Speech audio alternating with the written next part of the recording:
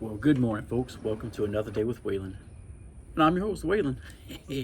Another day on the front porch. I should call this Front Porch Talks or Morning Coffee Talk with Waylon. So as you're seeing from the picture I posted, it's hard separating from the military. So a little background. I joined the United States Army June 14th, 2010. So if prior military, prior Army, you'll know June 14th is the Army's birthday. So I joined on the Army's birthday. So yeah, it is hard separating. So I joined in 2000, June 14, 2000. And I got out in November of 2010. If you know anything about the time frame, it's nothing but pretty much wartime. 9/11 happened after my first year in. I remember I was in Seoul, South Korea. I was stationed up there, and I was in what they call combat lifesaver course at that time. Of course, I was out at the bars, enjoying my night, and I think it was, what was it? I forget what day it was. MPs came out, got us, all that good stuff. So, from that point on until I got out, that's nothing but wartime. So I did some deployments here and there. I got out as a sergeant, E5. And at the time when I first joined, I was in the communications field. I started out as a microwave communications specialist. Basic way I explain that to people when they say, "What the heck is that?" Everybody knows what a satellite is. Points up in the sky your dish from the ground points up in the sky at your satellites, right? So that dish, just point it straight across the earth. It's called line of sight. You have one dish facing another dish. They've got to be directly aligned. Little variants you get, but that's all it is. In a nutshell, that's all it is. Less power.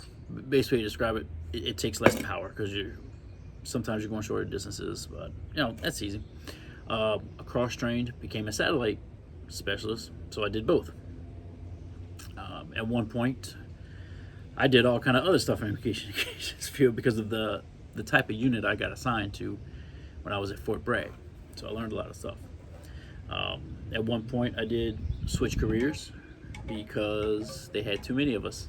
I was E4 at the time, E4 promotable, and they basically told me my contract was up. I could not re-enlist into that same job because they had way too many of us. So I could either get out or reclass. I looked at it, I got into the medical field. I became a respiratory therapist. I thought that was going to be so easy. I thought, I'll go work in the medical field. I'll be in hospitals and all that. No, that's when I got into the medical field as a respiratory therapist. That's when I started seeing field time and getting deployed everywhere. Because it's not hard to explain. I understand it. Where I had a specialty job. That's the best way to explain it. I had a very specialty job, and I was not an officer. But I was classified with officers, kind of. I would work at a hospital. One hospital I worked at was in Fort Leonard Wood, the hospital there. But at the same time, I was attached to a combat unit out of Fort Hood, Texas, the 21st Combat Support Hospital. So pretty much anytime that unit moved, they gave me a good plane ticket to head on down there or head on to wherever they were at, meet up with them and do training with them. Or if they got deployed somewhere, congratulations, you're going with them. So we did that for a few years.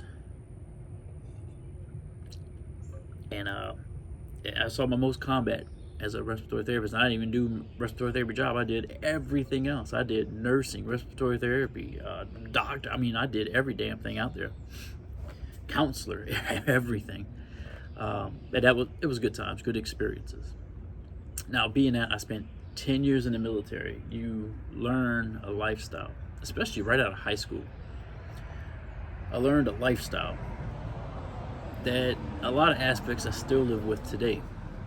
Being on time is probably one of the most important aspects that I learned that I live by today, and the civilian world pisses me off. And nobody's ever on time. Oh, I'm just a little bit late, and it irritates the hell out of me, and that's why it's hard to get out of the military, especially when you've been in for a while. When you get into leadership roles, you're responsible for other people, for equipment, $1 million of equipment at one time I was responsible for.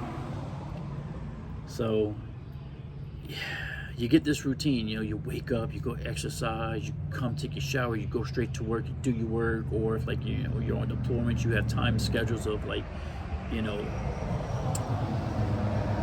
got a mission at this time, we got this thing to do at this time and this time and this time and this time, and there's reports that gotta be doing this, and everything better be on time, buddy. Everything better be on time. And the old adage of if you're not 15 minutes early, you're late. And I gotta agree with that. That was probably the hardest aspect of getting out the military into the civilian world, that still to this day it pisses me off. Take the last kind of job I had, not the last job I had, I was a truck driver, and but before, I had a job where I was working in a they call it like mold remediation kind of stuff. So you go into these, say like a condominium that flooded out the sprinkler system, and it went off and it flooded the whole place. So we got to go in, clean it up. We might rip up, depending on how long it's been, if mold start growing, we might clean it up or rip out the walls, put new walls in, things like that, right? So it's physical labor. You've got timelines. The biggest thing is you be to work on time. Let's just say work starts at 8 o'clock. Listen, it's a civilian world. I know I have to adjust. Dude, I might be there at 7 because I'm in that boss mode of, because I was a leader of the crews. So I would get there extra early. I would make sure like our vans were prepped and ready, paperwork's ready to go, things, just general things that a leader should do. Everybody else, all the other leaders, supposed to be leaders, would show up to work 10, 15 minutes late, 20 minutes late, an hour late. And I'd have talks with them about, look, you can't do that. You have to be the example to your workers. You have to be here before them. You have to be the first one in, the last one out kind of deal. You've got to, there are times where it may be acceptable to be late because something's going on, or maybe you have to leave a little early. There are acceptable times. But in the civilian world, it is nothing like the military. And for someone who's been in the military for a long period of time, especially when you retire, it's hard to adjust to that mindset of laziness and not giving a damn, not caring. And that's what the society is, of people who just don't give a damn and don't care. And for me, it's hard. I still can't adjust to it. I get pissed off, and that's why I got in trouble at that last job, because I would have talks with my equivalents or my subordinates. I'd have talks with them about, why are you late? What's this going on? What traffic? Well, you have to, you lived here for so long, traffic's like that. You need to leave a little earlier, things like that. This video is going to go on for a while. And it's hard to get that mindset of adjustment in for ex-military. I don't care if you're Army, Navy, Marines, Air Force, it's all the same. We kid and joke with each other about our services. I'll call the Air Force the chair force, the Marines eat crayons, sailor boys. But listen, it's all fun and jokes, that's all it is. But we all do the same mission and the same things, right? There's a military way of doing things. People say, oh, you're just brainwashed. No, it's a good way to go through life, because why the hell do I want to work with somebody who's always late? I had a problem with workers being late all the time, not giving a damn. They don't about that, no work ethic, not giving a damn about anything they do. Taking 2-hour lunch breaks when you only got 30 minutes or maybe an hour, but taking 2-hour lunch breaks. Oh, no, it's okay. It's okay. I was get taught, it's okay, we're okay. No, it's not okay. Oh man, it would piss me off so bad. And that's kind of why I'm not at that job anymore. A lot of other things happen too, but it's hard to adjust to this civilian world. You basically have to forget everything you were taught in the military and start all over again.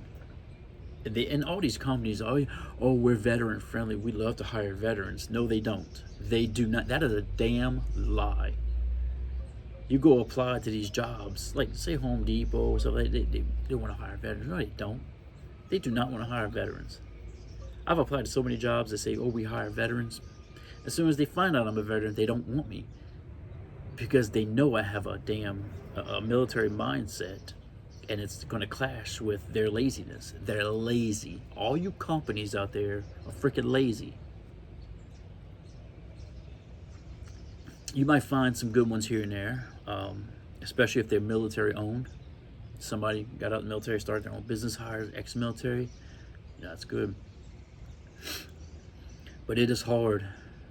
It's hard to adjust, especially when you first get out. You're used to waking up like 3, 4 in the morning, going for a run, doing whatever to get your day started, get going. Everybody's like, oh my God, why are you up so early? Because they're sitting there being lazy, doing nothing. It's hard, man. It is hard. You dress nice. You take pride in the way you dress. Now that's something I've let go of. I grew up the beard. I kind of messed up my beard the other day. I was trying to cut it myself and I messed it up. But just having self-respect for yourself, and a lot of people don't have that nowadays. Talking and respecting your peers, talking and respecting your subordinates. It's another aspect, and nobody out here cares in the civilian world. They'll tell off their bosses. They don't give, because there's no consequences. See, in the military, you had consequences. If you, what they used to call it when I was there, wall-to-wall counseling. Yeah, they don't have that anymore, especially in the civilian world, where people just freely say what they want. They don't give a damn about who's in charge. That's all about them. It's not about the work. I had a lot of conflicts with these people. I'm in charge of this project. I'm telling you, get A, B, and C done, and you're not doing a damn thing but playing on TikTok. It becomes a problem. The civilians don't care, and it's hard to adjust. Hard to adjust.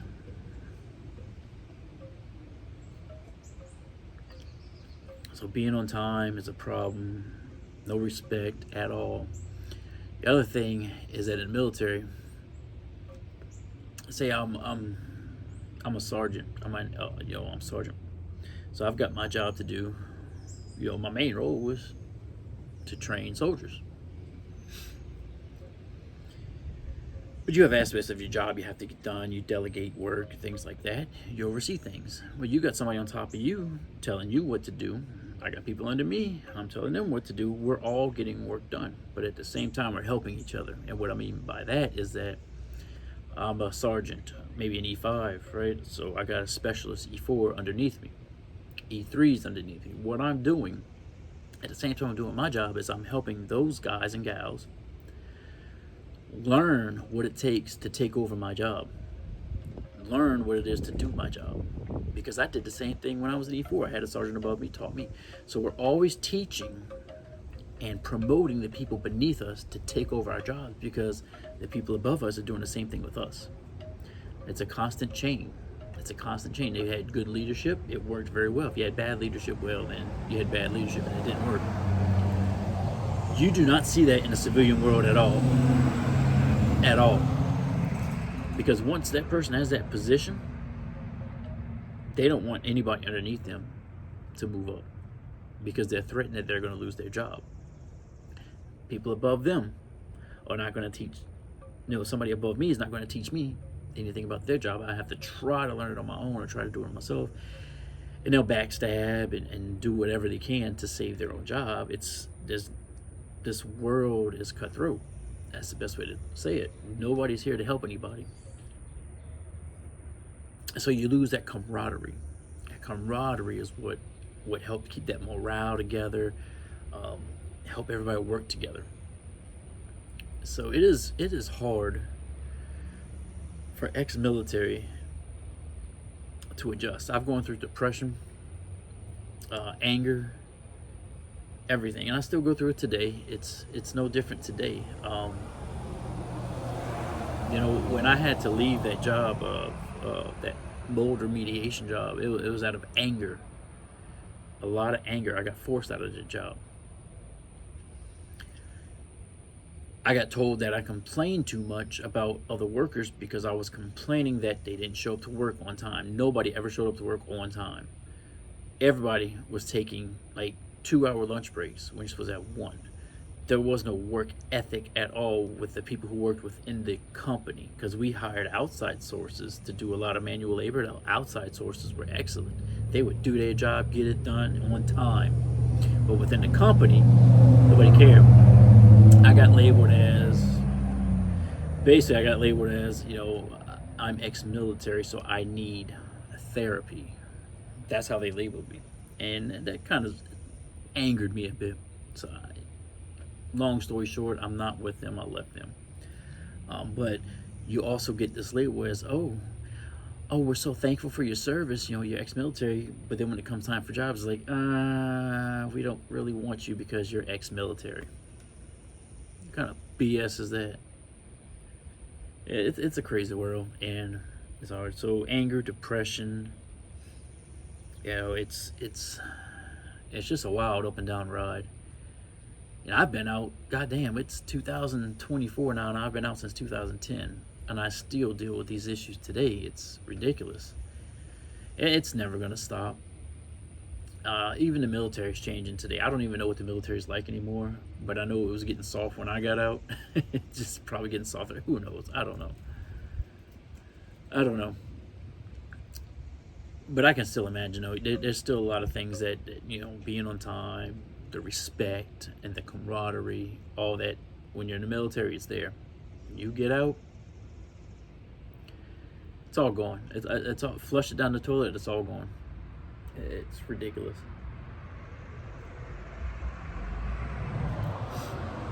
Yeah, so like this weekend is Memorial Day weekend. This coming Monday is Memorial Day. Remember those who have served and sacrificed for this country. They gave the ultimate sacrifice for all of us. You know, that's one thing that brought up this topic, is this Memorial Day weekend, and I seen that little picture, and I was like, man, it reminded me. Let's talk about it a little bit. You know, maybe some people want to share in the comments about how they feel or what they've been through. And I wish everybody best of luck in their journeys. But let us remember all those who served and gave their life for this country. You may not like it,